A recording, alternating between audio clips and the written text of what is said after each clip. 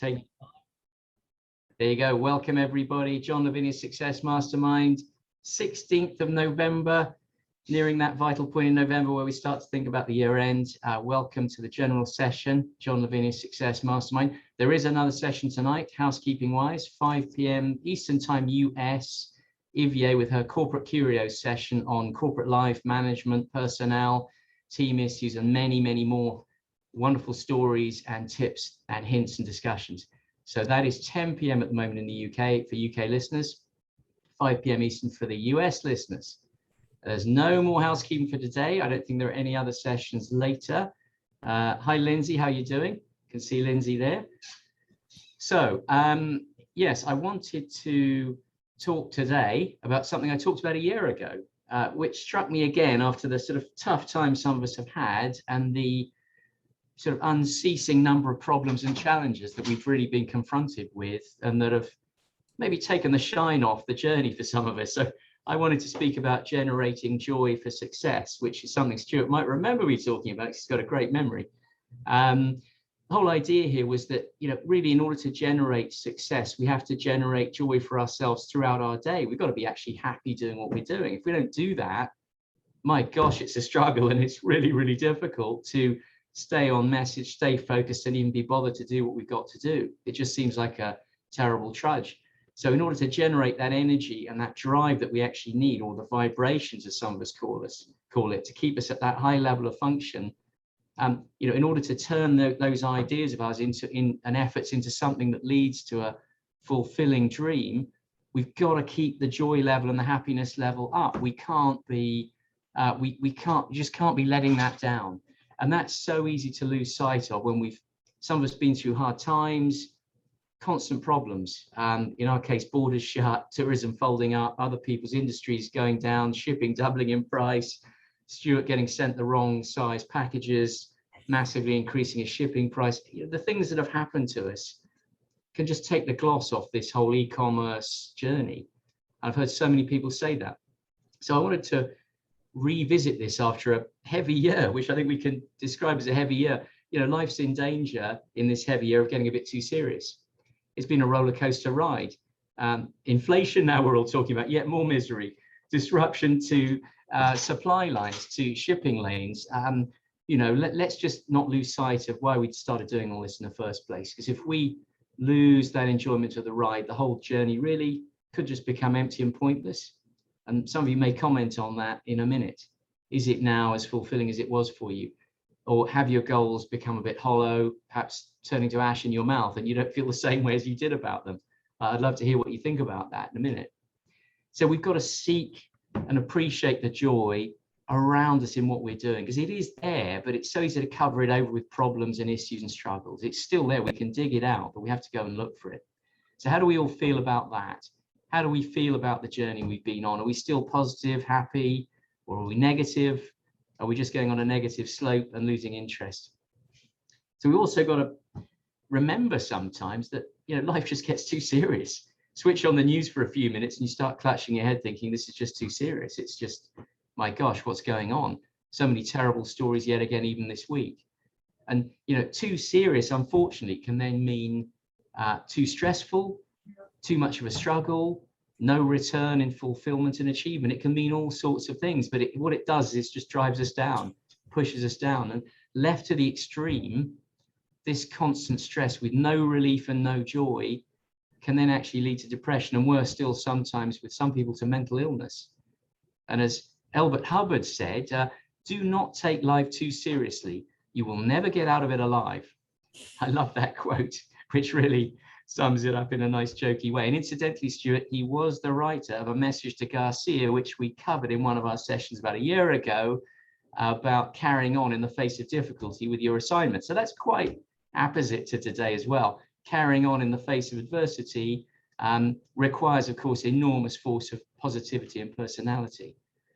So to my mind, and what I was saying a year ago, is that we need the daily fuel of laughter and joy, especially when the going gets tough. Tough going and setbacks can really take the gloss off the day and your enjoyment of it. And therefore, what happens? Performance goes down. Our performance just isn't the same. So for me, it's important to laugh a lot, laugh often, to have those crazy moments, those moments of crazy abandon where we just do something crazy. Just do it to lighten the load. Because if you don't, you sit there in seriousness all day, stewing in serious juice and just getting pushed down and deflated. And, you know, sometimes I think we do lose sight of that. Life is serious. We just keep hammering ourselves for the things we haven't done, criticizing and driving ourselves onward relentlessly, saying, I've got to get to that goal. Look at my list. I haven't done those action points. But what does that do? Well, really, you know, it's eventually, if we keep doing that to ourselves, we can't stand it any longer anymore. We just want to give up. We want to stop. And what we usually do is say, oh, I just want to try something else, something more fulfilling. We move on to the next thing. Problem is, that's a vicious circle, because as we move from initiative to initiative, we're never looking after ourselves. We don't take the time to look after ourselves, and we don't take the time to enjoy the moment, to enjoy the day for what it is. And, you know, creating in its turn, that creates another vicious circle where we just want to keep moving on before we've actually fulfilled our potential in the area we're working on. And worse still, if we can't change to a new area or a new thing or a new initiative, we just keep sticking relentlessly at the same thing. And then we drive ourselves lower and lower and lower and lower down the spiral. And that leads in turn to this depression, fruitlessness, negativity I've been talking about. So can we just pause and reassess this sometimes? Say, what are we doing? Where are we? Can we actually, first of all, look for the joy again in what we're doing, rather than just moving on, rather than just seeking greener grass all the time and just hammering ourselves in misery? We can look around, reassess and say, I did do this for a reason. I did originally love it. Maybe there's something still in this, rather than just saying, oh, I'm giving up, moving on. How many times has our path, our life journey been littered with things we've moved on from and given up too early? That famous giving up 3 feet from the vein of gold in the mine when it was just beyond your reach. How many times have we done that? And, you know, all this reminds me again, let's not create our days as just an unsatisfying battle. That's how I described it a year ago. Let's not live in that daily hand-to-hand combat with the day, with stress, with admin, with distractions, because it can feel like hand-to-hand combat, fighting everything that's being thrown at us and not pausing and enjoying it. And if we don't do that for long enough, it all disappears and we get totally negative and turned off, and we just can't do it anymore, not at the level you need to be successful. And I really think we owe it to ourselves not to create those kind of unsatisfying battles in the day every day.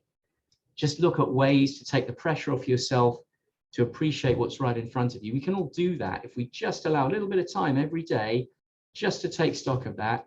I think it can make a big difference. It certainly does for me. I try and remember to do it. So leave room for joy in the day. And how can we do that? How can we live fulfilled days, better profit from our efforts? Many, many things we can do. One thing I've often talked about, take action on your action list. If you've got an action list, act on it, because the worst thing we can do is have a load of uncompleted tasks.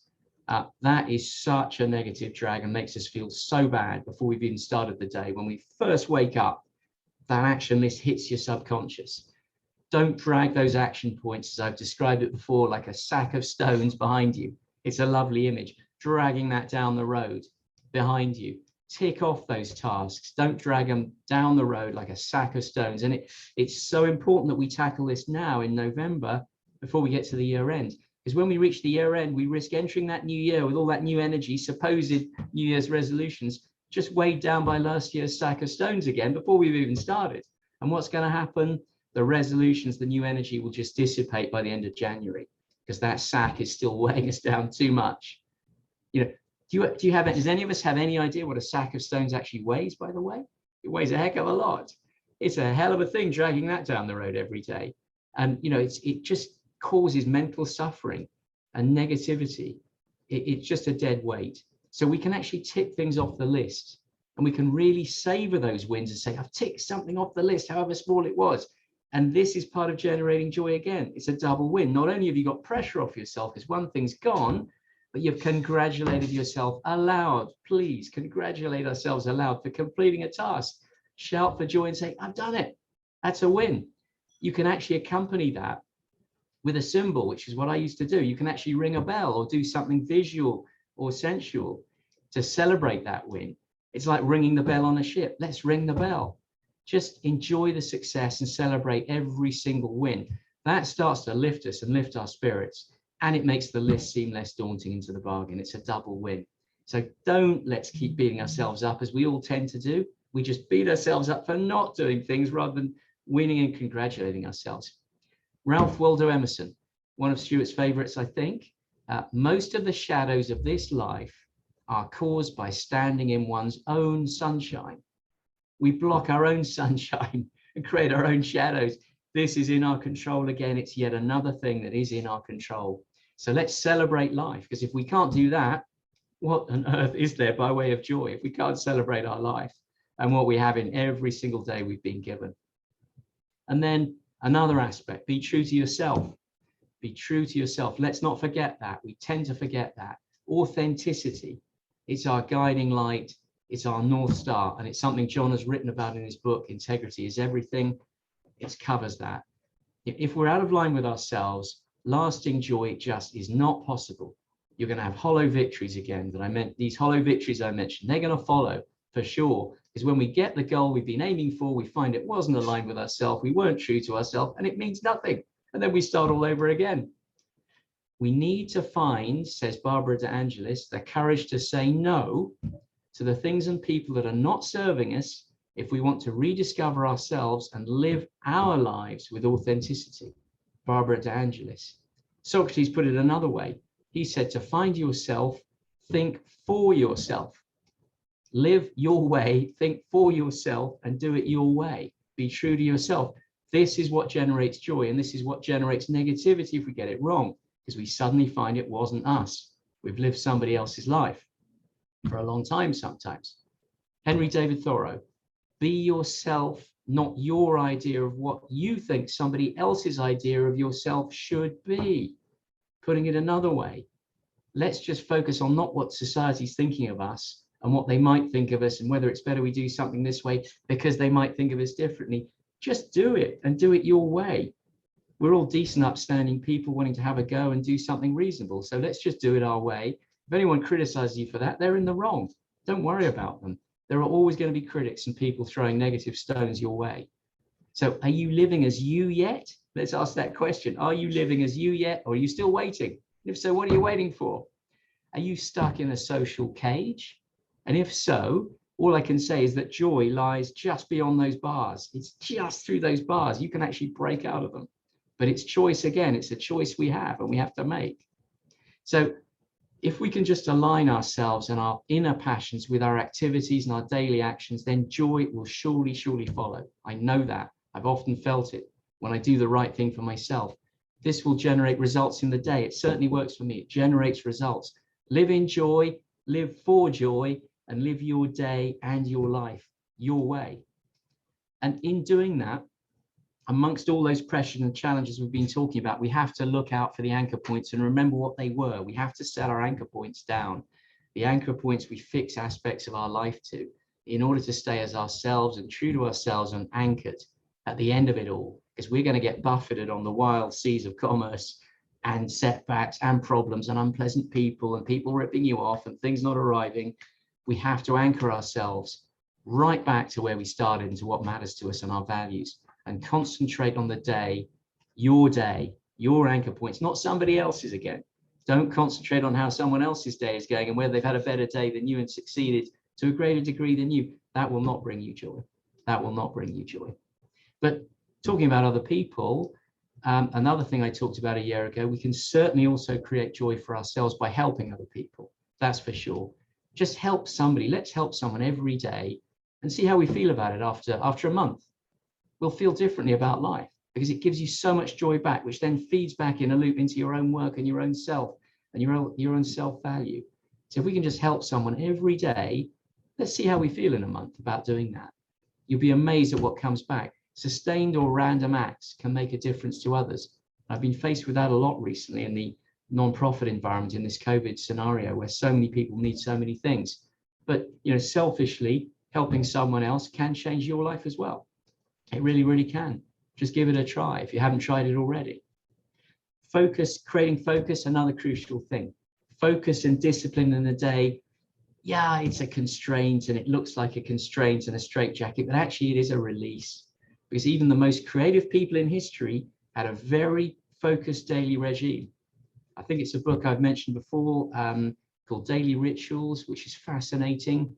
Mozart, Beethoven, Charles Dickens, all these incredibly creative people, they live by incredibly rigid, orderly timetables every day, the same way. Most of them had exactly the same regime. And some of them were fanatical about the regularity, about when they exercised, when they wrote, when they got up, when they did everything. This definitely works. They were obsessed with staying on track, i.e., what is my main goal? That is my priority, and I'm staying on track in my ritual.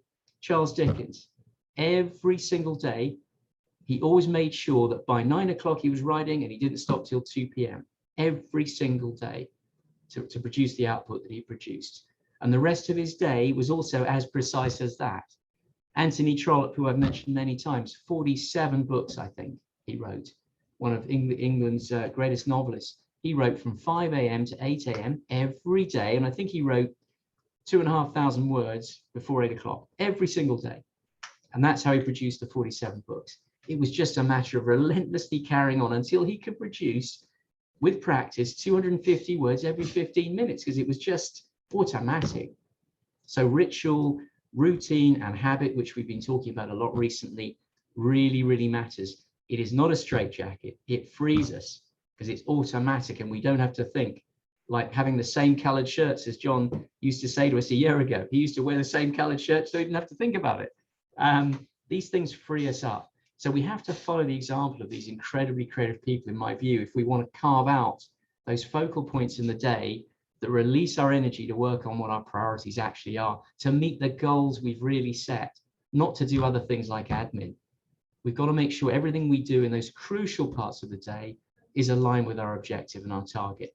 Otherwise, we dissipate the time again. In a month's time, you'll be saying, why am I no further forward? Why don't I feel better about this? I'm not getting nearer my goal. And of course, the corollary to that is removing stress, admin, and distractions.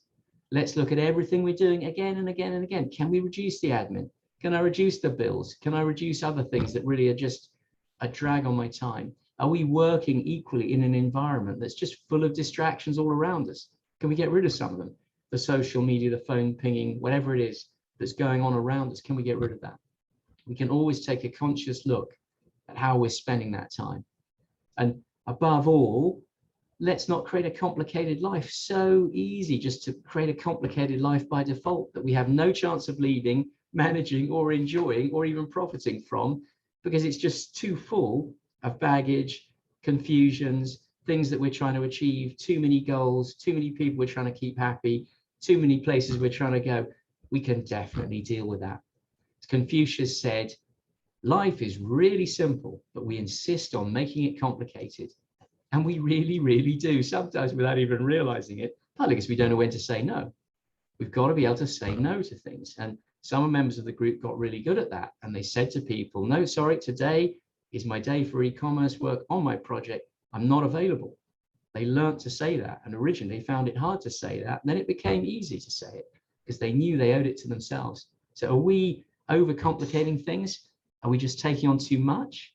Are we trying to win too many objectives at once? Let's have a think about that too, in generating this joy that we need as fuel. This is all about generating joy and being more relaxed about what we're doing. Another thing that occurred to me is we can create reaction cards. How could I react to this event or situation? Instead of getting worked up, losing the pleasure and the joy in what I'm doing, how could I react to this situation? For example, yeah, I could get angry, but I could laugh. I could start again. I could adjust my approach. I could take a quick break. So when a situation arises, take out your reaction card and look at the list of possible reactions and read them and say, which one am I going to go for?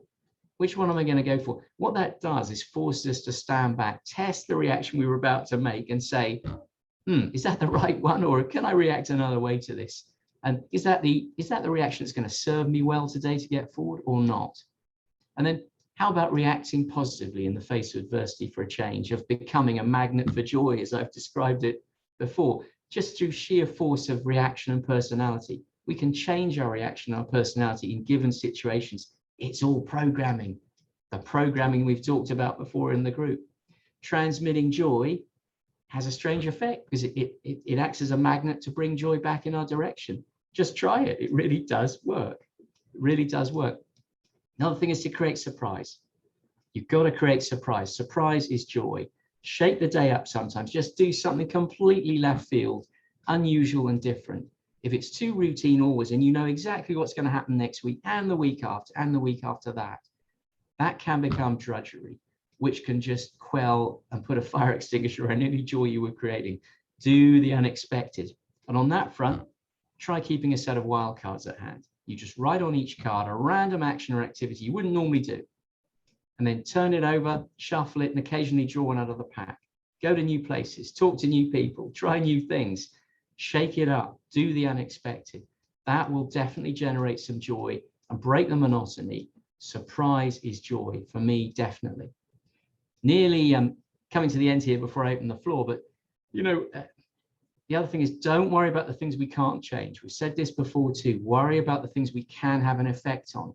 The old prayer we've cited before from Reinhold Niebuhr, God grant me the serenity to accept the things I cannot change, courage to change the things I can, and the wisdom to know the difference. And that is it. It's that bit. It's the wisdom to know the difference, to say, I don't need to worry about this. I can't change it anyway.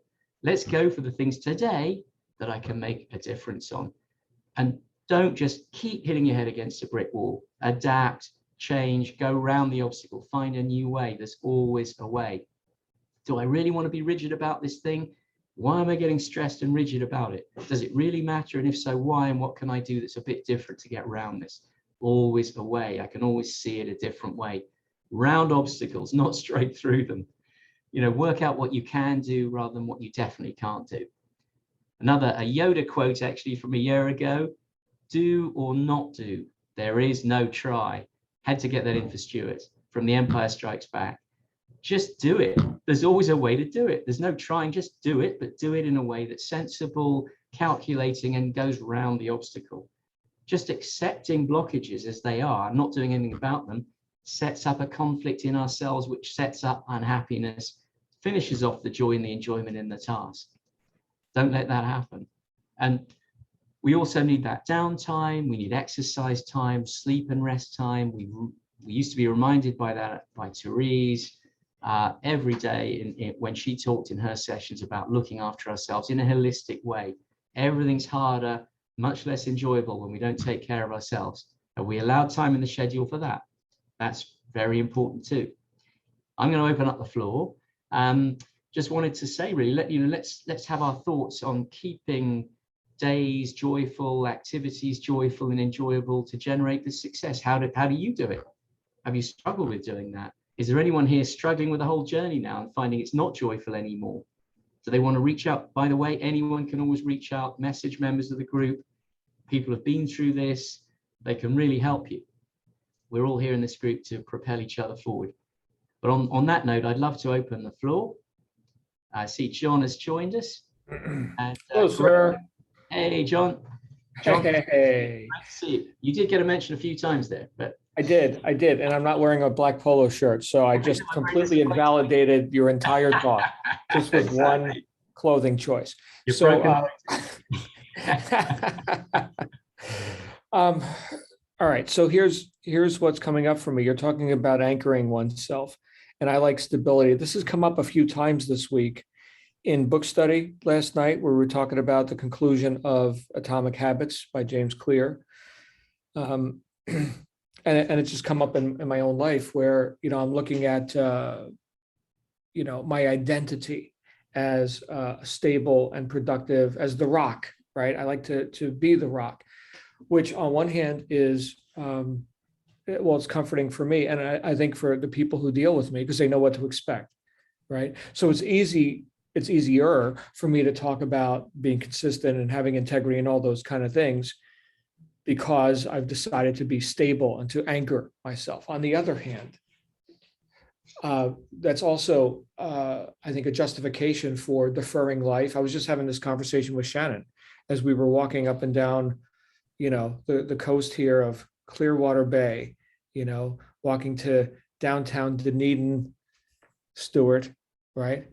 We were at the ice cream place yesterday that was closed on Monday, so we're gonna have to go today. We do have to go today because we're catching a plane to Phoenix tomorrow. But the idea of reaching out and like pulling up anchor. Ooh, shudder to think of pulling up anchor, right? So this is for me, right? So I rely on stability and having a base to work from. I think in contrast, and I don't know this is where you're going with the conversation, but in contrast, I know people, families, right? Husband, wife, kids, they live out of an RV, man, and do whatever. Where you want to go this month? I don't know, right? Oh, that sounds nice. Let's do that. Okay, maybe it's good. Maybe it sucks. I don't know. Okay, we can always leave. So I'm not like that, right? I think more anchored is the way. So the thing that's coming up for me with all this, and this was something that we got from James Clear, for those of you who have been through the book study on those last, that last chapters that we did last night. And I know Mandy's going to be covering this stuff moving forward with Books for Britain on Wednesdays. But the idea that we could have a natural proclivity, like I'm good at this, or I have a tendency, therefore these habits are workable for me, more workable, right? This doesn't feel like work to me, your methods are yours, mine are mine, right? So that's sort of a consideration. Like in my case, I find that communicating and selling and counseling with people and all that, it doesn't even feel like work to me. It's nothing. Other people where I might be able to offer them training. You should be able to do this. Well, maybe not. Well, maybe not, right? I mean, they're not me, right? And after all, I anchored myself in this way of production, right? Dealing with the subjectivity of life and dealing with people and all that. I've anchored myself in that, whereas other people, don't put them in front of a customer. Don't do that, right? They're great with, go run the spreadsheets or something. Don't talk to customers, right? So that would be a different personality or proclivity. So I think just by being anchored or being, stable in one way of being and doing and what have you, it's easy for me to put the blinders on and not even understand like how other people, behave or operate. So is my advice even, valid or something? I don't know. It works for me, but I could see somebody on the total other end of the spectrum. You mentioned this guy who's, writing 2,000 words before 8 o'clock in the morning or something. Clearly I haven't done that. Okay. But like, how do you do that? Right. And is it crap? I mean, if I wrote 2,000 words every morning, it would probably be garbage. Now that's terribly presumptuous because I haven't done it. So I don't know, but his methods are, I mean, that's like an author, right? Like serious, like that's their living. They make a living doing that. I sell a few books on Amazon. I don't care. They send me $7 or whatever. Who cares, right? That's not what I do with most of my attention. I don't know where I'm going with all this, but for myself, finding the balance between, order, some cases rigid, right? Versus spontaneity, adventure, right? A lot of people, I think, have been putting off life until, some authority tells them that we're done with COVID or something. I don't know. How long do you defer life? I don't know. John, all great points. Great points. I mean, we were trying to get through all those issues to getting the joy back in what we're doing as life gets too serious. So I was trying to look at the anchor points. Yeah, as you've just mentioned in our life, I was trying to look at the things that can get that joy back for us. And routine, oddly, is one of them, because all these great people I mentioned had a very strict routine, which liberated them to create and feel that they were on track every day to create and to get to their goals. And it's part of getting to our goals, part of getting the list down, part of getting forward, part of enjoying what we do. Let's just enjoy our day. As you often tell us, John, just switch off the news. Life gets too serious, too troubling. Right. And, we just lose track of what's enjoyable about the day. We just get bad things thrown at us all the time. Bad points, bad action lists, negative things. Let's get the joy back. Because if we don't do that, we can't get to where we're heading. Right. So, and not to like banter on this too much, but I'm thinking of Gollum, right? With his my precious. So we could get so anchored that we're just sitting here with my precious and not creating anything. So you said create. That's a powerful word. What did Gollum create? He didn't create nothing. He sat there polishing his precious, right? So there is stability, but there's also create. create and not be afraid to ditch what we've been doing and try something new, because sometimes we just go on a downward spiral, as I said, in pursuing the same objective, same way, without changing anything, and just wondering why we're getting more and more miserable doing it. It's a vicious circle, a downward spiral. Yeah, we got to break out, do things a different way, try things, but not just jump before we've fulfilled our potential in that area. Give it a good try, but recognize where it's taking you. Gail's got a hand up. Gail's got a hand up. Hi, Gail. Hi. Oh, all of a sudden my mind went, it's gone. Don't worry. Don't worry, Gail. Oh, I used to be one of those people who could not say no. And I never wanted to upset anybody. I always wanted to hold the peace, even if it was to my detriment. And it got to the point where with my private life and my work life, I was overwhelmed with so many things because I just couldn't say no.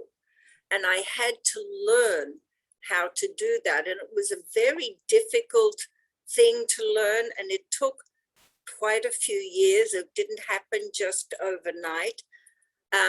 But it was so freeing to be able to say, no, I deserve some time for me. And even now, though still it is, depending what the situation is, it's hard sometimes to still say no. But I find joy, I think I find joy just about every day in my life now. Whether it's just like this morning, I went to the doctor and she sent me to have an MRI, and I came out, I hadn't had breakfast yet. I thought, I'm going to treat myself to breakfast. So I went to the diner and I had breakfast. I was there by myself. It didn't bother me. And then going out to the car, the sun was shining, and it was beautiful. Even though it was only 38 degrees at the time, that sun felt so warm on my skin and my back. I wanted to just stand there. I didn't want to get in the car. So you can find joy in all those little natural things. There's so many opportunities to find joy. And John, you mentioned how the thought of being in a motorhome and just living out of that and going wherever you want, that's not for you. That is something that my husband and I had always dreamed of doing. And it still excites me, the thought that, yeah, I could do that. But I just don't have the money to do it. So, Adrian, you always have such inspirational thoughts and talks when you come on, and I thank you for that. And John, did you buy a house or property yet in Florida? That would bring you some joy, wouldn't it? We're this close, but as far as like the motorhome thing, like you can go get a beautiful travel trailer for like $15,000, and that's it. And that's it, right? So it's not like a big money thing. In fact, compare that to a house, right? It's nothing. Cars, it's like a cheap car. Yeah. I can't remember the last car I bought that was less than 50 grand. I wish. Well, I'm just saying, relatively speaking, if that's what you really want, it's not like, a Learjet or something, it's a travel trailer, right? So I think it's great just to you mentioned getting outside. It's just great in the day because we can't always go off every day in a motorhome, but we can get out. We can get outside. We can stand back, have a look, go and talk to someone, look at the sun, look at the sky, look at the incredible things. Listen to the sounds of nature. Absolutely. Yeah. It's such an incredible thing. It's there right in front of us every day. How often do we actually notice it? Very rarely. We're just too busy. We're too busy, sometimes being busy fools, as I've described it before. And, we're just not enjoying the day. Let's enjoy our day. What is it all for otherwise? And that will just feed back into your performance. Guarantee that. Missy's got a hand up. Gail, that was great. So it's great to hear from you. Lovely. And thank you as always. And Missy. It's nice to meet you, Adrian. I'm very new Thank here. you. I'm new to e-commerce only since June and July. And my life has made a 180-degree turn mostly thanks to John Lavinia and my willingness to apply the knowledge that he's so generous to impart, and going back to books that I read, but never applied in the proper way, even though I knew what to do. I have a physiological thing that, you know, I'd always say, well, I can't because of this, but that has changed. And also, I used to be a news junkie, and after the election, I stopped. We just turned it off. We don't watch it. We don't watch any TV except at dinner time. We watch British sitcoms from the 70s. We watch The Goods and Yes, Prime Minister. And on the weekends, we watch old American Westerns from the 50s, or Laurel and Hardy, or the Pink Panther, or Columbo. And I am feeling joy in this new venture like I haven't felt since I'm a child. And the most surprising thing to me, I didn't think it was through the laws of physics possible. The more I do, the more I'm able to do. I thought it was gonna like crowd and I couldn't get done and it's like expanding. And I do feel like I'm breaking the laws of physics. I know I'm not, but this is maybe it's just newbie joy. I don't know. I just have so much joy in what I'm doing, and I'm not afraid to do new things anymore. I also crave stability, because that's when when I was a kid. My father was a New York City fireman in the Navy. We had stability, you know, and my mom is a stay-at-home mom, and this world has left that planet. And I feel so sorry for younger people. But I can't stop the joy. Should that be the name of my book? I don't know. But it's just a wonderful feeling. But I'm going to do what you said about the cards. I'm going to write those reaction cards, because my normal first reaction is to, you know, go Italian on it and write an email or hit somebody or whatever. But that's changing, and I can get back to it. And I am helping other people who are having problems that I used to have problems with, so it's a good feeling until they call me at 11 o'clock at night or email me and say, what do I do now at midnight? But I'm just happy. And I just wanted to express that, but and being kicked off Facebook for 6 months was a big help. And I was banned from Twitter for life twice because I went in on a different name. So I don't know how I can get back on that, but it's been great. So, very That's joyful. great. Fantastic, Missy. You know, this is what it's all about. If you could just bottle what you've just said, we all need a bit of that sometimes during the year. So if I were you, I would write down in your journal or your notebook how you feel right now and why. Because when the going gets tough some days, and we all have these days, we've had a bit of frustration, the shipping's gone wrong, the price has doubled, and we've been set off course. We need to remember this. We need to remember how we felt and why we felt that. Because we can capture it, we can work on it, we can positively work on it, but we just forget to do it. Well, I figure if the nuclear bomb's going to come, I'll hear it within 30 seconds. So I'll keep that 30 seconds for joy. I'll think of the Munsters or the Addams Family or something, the Brady Bunch. And I'm not so worried about those little glitchy things anymore. I'm just worried about keeping my mindset proper and my core and my purpose right in front of me at all times. When I stop that, that's when I get mad at the glitches, because I forgot. So, but I'm going to write down that title because Linda told me to write that down. Great title. I love it. I absolutely love it. But you know, look, it's true. And this is why these great people I mentioned, I think they became more and more productive in their time, because they knew it was there. They knew exactly what they were going to do before they sat down. They just felt it automatically and got on with it. And it does help. We need some structure in our day. I know people, particularly in relation to artists, think of it all being as a bit crazy, you know, random. But there is no such thing really. To have creative time, you've got to forcibly create it in the day, keep it and use it. Even artists need that. You need to regularly practice and repeat. And as you say, then you break the laws of physics, because you can do more, you can do it more quickly, you can do it more effectively. So you can actually achieve that.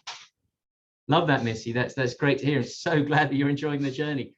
You're in the right place. There are a lot of people full of joy and energy in this group, and there are lots of sessions and lots in the library, by the way. If you haven't had a chance to look at the library, There is all sorts of material in there, guidance on every single aspect of e-commerce, business generally, technical tips, you name it, management tips. It's all in that library. It's as John would say, I think it's a very deep well now of material, hours and hours and hours of training content. So do take a look. The titles are all in there, and John religiously uploads those so you can find them going back way over a year now.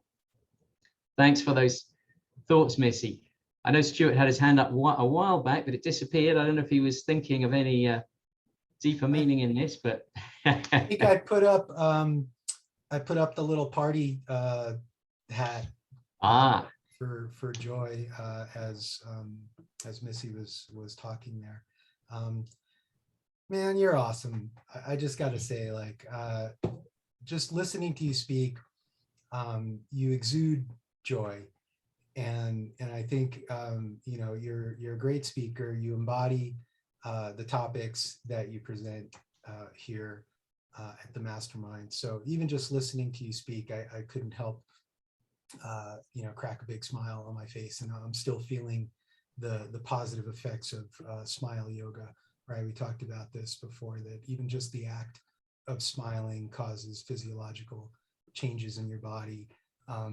We talked before about how your posture also affects your attitude. And if you're kind of slumpy and you know, you kind of you know, change your brain chemistry and things like that. Whereas, you know, having that yes posture, or, you know, standing up straight and chin up, right? I mean, really, there's a lot to be said about the old concept of you know, chin up kind of thing.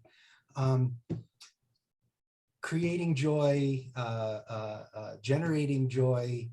I think a lot of that for me, especially in light of, you know, some of the physical challenges that I've gone through in the past, you know, year plus, I think has a lot to do with gratitude, and you know, and being grateful for what we have, and not creating expectations about the things that that we want, or, you know, maybe this this concept of either you know, Stoic indifference or Buddhist detachment, right?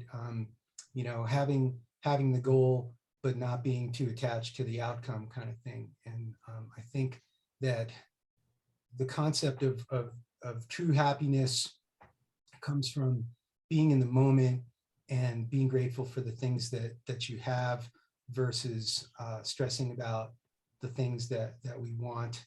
I'm reminded of you know, some quotes from Seneca from his you know, life is short, live in the moment, the key to happiness, and things like that. I think I found a lot of solace in Stoicism over the last year or so, in terms of how do you keep a positive attitude in the face of adversity, in the face of challenges, and whether it's COVID or physical issues or uncertainties or things like that.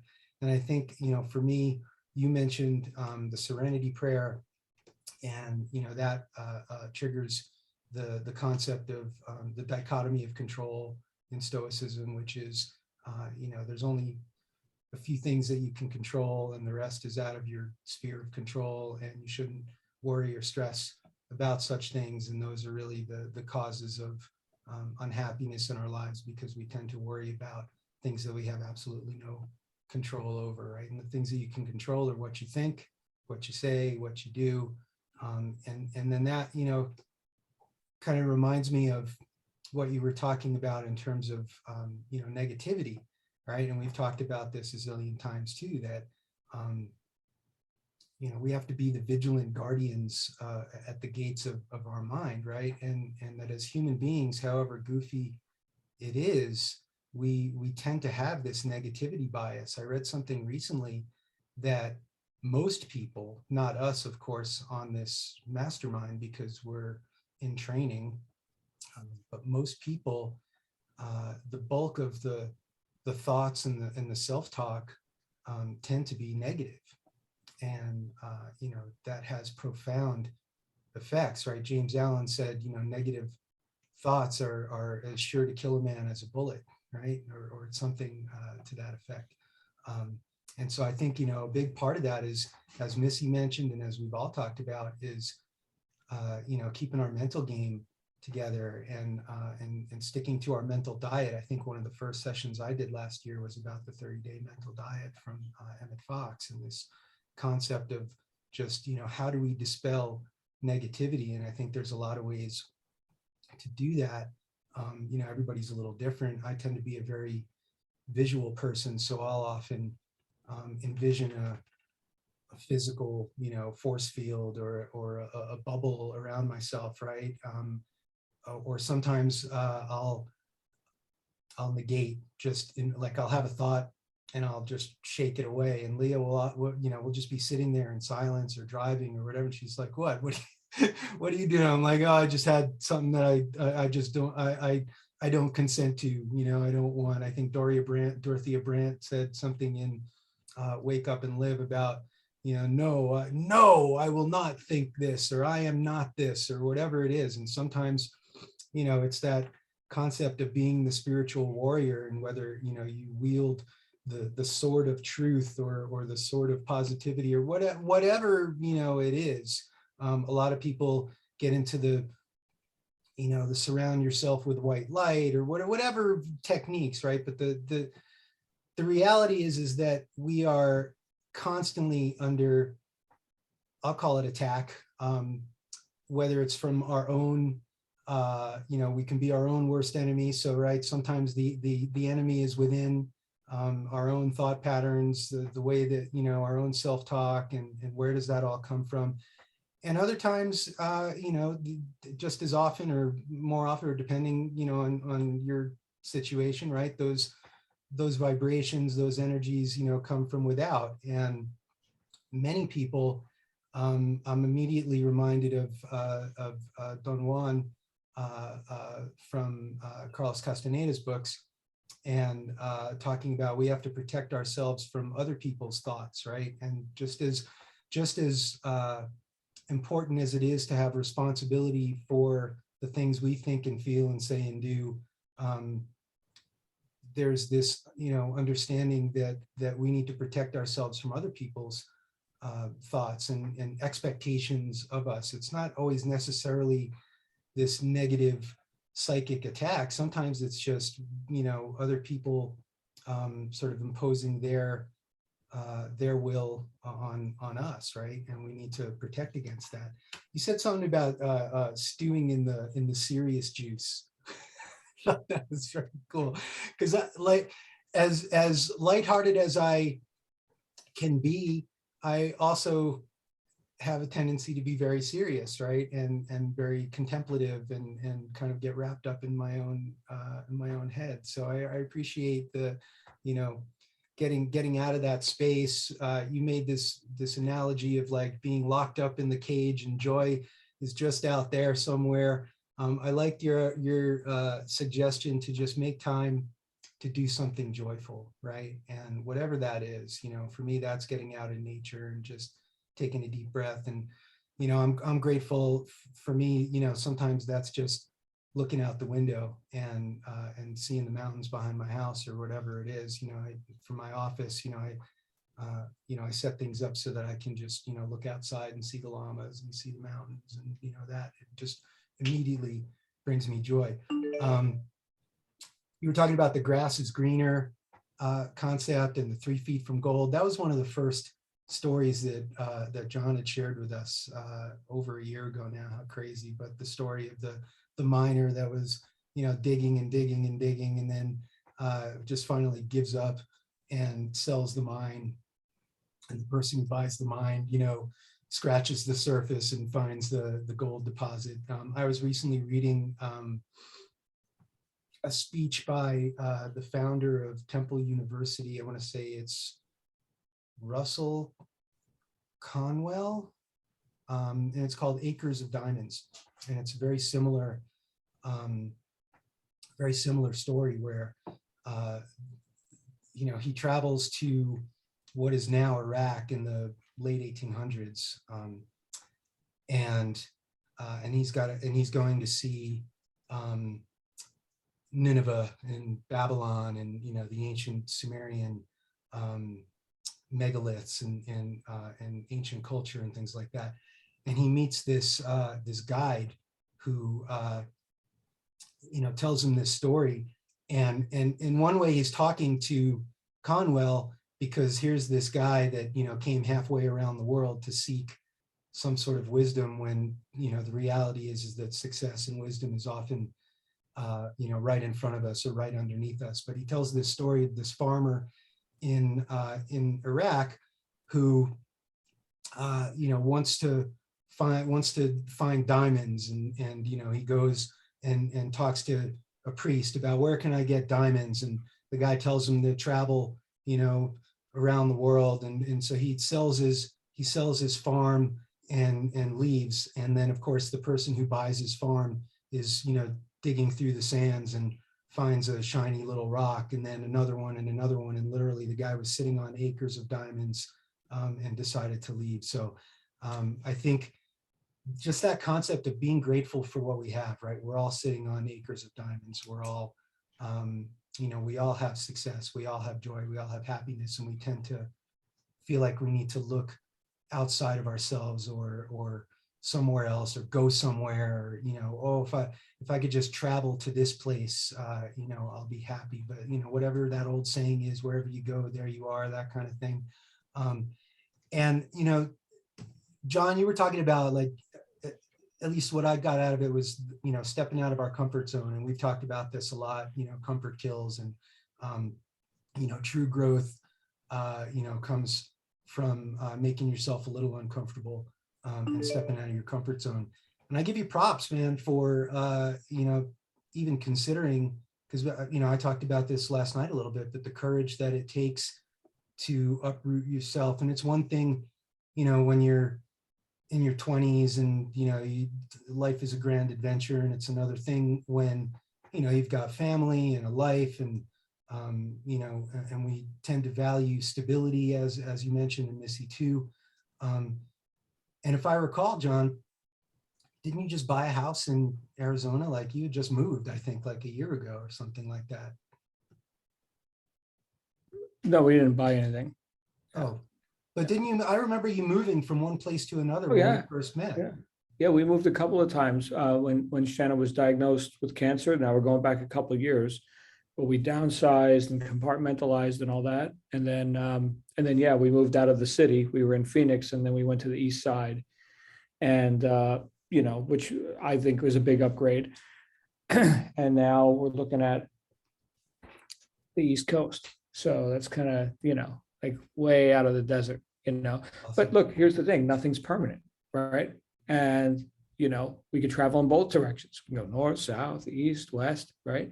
So yeah, but there's so much out here that we're discovering that is great. So Well, I know, John, that you're bringing your diamonds with you. So, I mean, that's the other thing, is that, if we're aware of the treasures and the riches that we possess inside inherently, and success, then wherever you go, you bring those things with you. So, Adrian, man, you rock, buddy. Team Tuesday. That's good.